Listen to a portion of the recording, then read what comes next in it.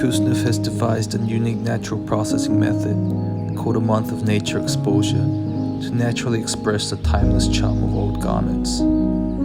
This processing method captures the unpredictable flow of nature, such as sunlight, morning dew, mist, rain, and wind within the fabric. During the production process, we utilize techniques such as organic dyeing, dew dyeing, sun fading, and stone effect distressed. In the sun fading process, the fabric's color changes, and through prolonged exposure to nature, it naturally takes on an aged appearance.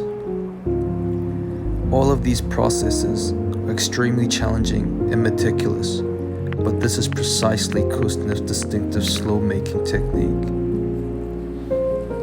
Kusneuf opposes the artificial processing methods of modern clothing and captures the beauty of nature in time through various craftsmanship and processes. Therefore, Kusneuf is resistant to trends, and over time, even as the clothes age, the charm only increases.